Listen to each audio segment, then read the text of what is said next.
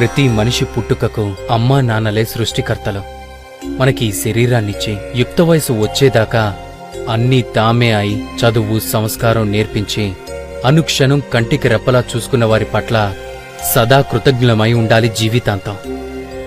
ఈ సమస్త ప్రపంచం తల్లిదండ్రులతోనే నిండి ఉన్నది అన్నారు శంకర్ భగవత్పదులు సౌందర్యలహరిలో. దీన్ని బట్టి ఈ జగత్తులో అమ్మా నాన్నలకు ఉన్న స్థానం ఎంతటిదో తెలుస్తుంది. తల్లిదండ్రులు వాగ్దారుల వంటి వారిని విడదీయడం సాధ్యం కాదని అన్నాడు కాళిదాసు రఘువంశంలో.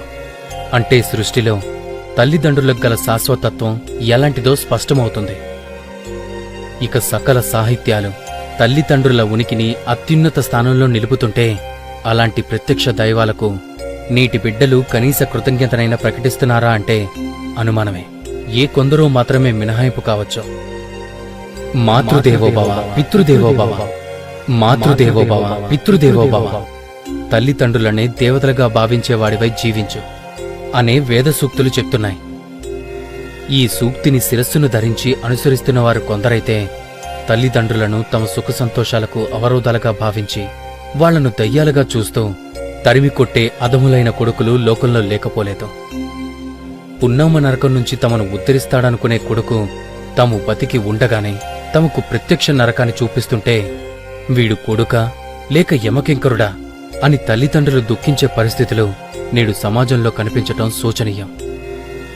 తల్లిదండ్రుల దగ్గర ఉన్న ఆస్తిపాస్తులను డబ్బు దస్కాన్ని బలవంతంగా లాక్కొని తల్లిదండ్రులను ఇంటి నుంచి మెడపట్టి గింటేస్తున్న కొడుకులు నేడు కనపడుతున్నారు.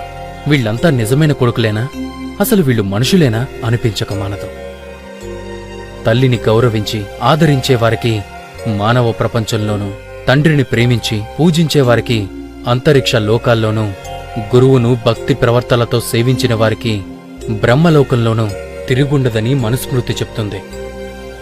నవమాసాలు గర్భంలో మోసి ప్రసవ వేదనను అనుభవించి తనను కన్న తల్లిని అష్టకష్టాలు పడిపెంచి పోషించిన తండ్రిని క్షణంలో మర్చిపోయి తన ప్రయోజనాన్ని మాత్రమే చూసుకునే సంతానానికి నిష్కృతి ఉంటుందా? ఉండనే ఉండదు. తల్లిదండ్రుల రుణాన్ని 100 ఏళ్లపాటు సేవించినా తీర్చుకోవడం కష్టమే. ఏ తల్లిదండ్రులైనా తమ సంతానం గుణవంతులుగా రాణించాలని, తమకు ఆత్మసంతృప్తిని కలిగించాలని మాత్రమే కోరుకుంటారు. వేరే ఏదో ప్రయోజనంతో చూడనే చూడరు. అలాంటి తల్లిదండ్రులను డబ్బు కోసం, ఆస్తుల కోసం, శారీరక సౌఖ్యం కోసం కాలతనటం ఎంతవరకు ధర్మం?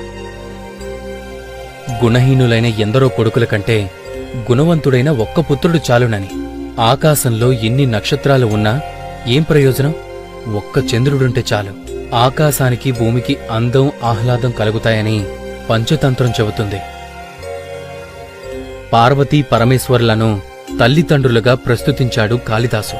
అంటే తల్లి పార్వతీదేవి వలె సకల మంగళాలకు నిలయమైనదని, అపార కారుణ్యమూర్తి అని, ఆమెను తలుచుకుంటే చాలు సకల సౌభాగ్యాలు వర్షిస్తాయని తాత్పర్యం.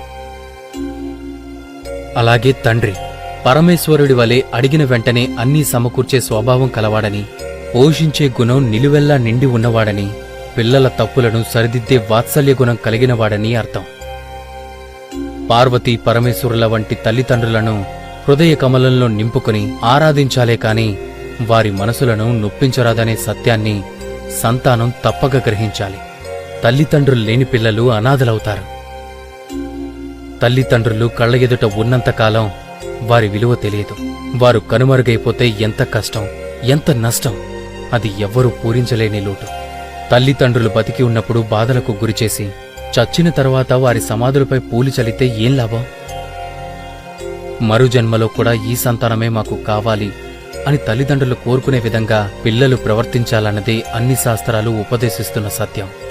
వారి పాదాలకు నమస్కరిస్తే కాశీ, ప్రయాగాది పవిత్ర క్షేత్రాలు దర్శించిన ఫలం, లక్ష్మీనారాయణులను సేవించిన పుణ్యం దక్కుతుంది. తల్లిదండ్రులు జీవించినంతకాలం వారి మనసులను నొప్పించకుండా అవసరమైనప్పుడు సేవలు అందిస్తే చాలు. అప్పుడు ఈ లోకమే ఒక స్వర్గం, ఒక కైలాసం, ఒక వైకుంఠం, ఒక బ్రహ్మలోకం, ఒక ముక్తిధామం. మిత్రులారా, తల్లిదండ్రులను జీవితాంతం ప్రేమిద్దాం. ఎన్ని జన్మలెత్తినా వారి రుణం తీర్చుకోలేనిది. అమ్మా నాన్నలు మీకోసం చేసిన త్యాగాలు, కష్టాలు, మీపై కురిపించిన ప్రేమాభిమానాలు మర్చిపోకండి. ప్రియంగా పలకరించండి. వారిని దైవ స్వరూపాలుగా భావించండి. మీరు ఎంతగా వారిని నొప్పించి మాట్లాడినా ఎప్పటికీ ఎన్నటికీ ఏమీ అనుకోని గంగిగోవులు.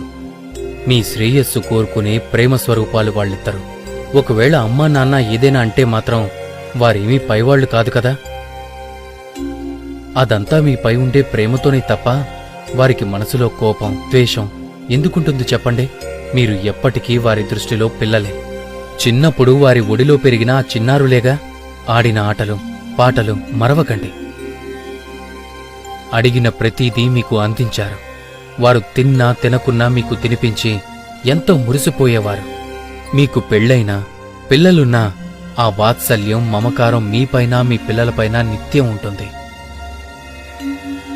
అది విడదీసుకోలేని బంధం, విడదీయరాని బంధం. తల్లిదండ్రులు ఉన్నవారంతా అదృష్టవంతులు.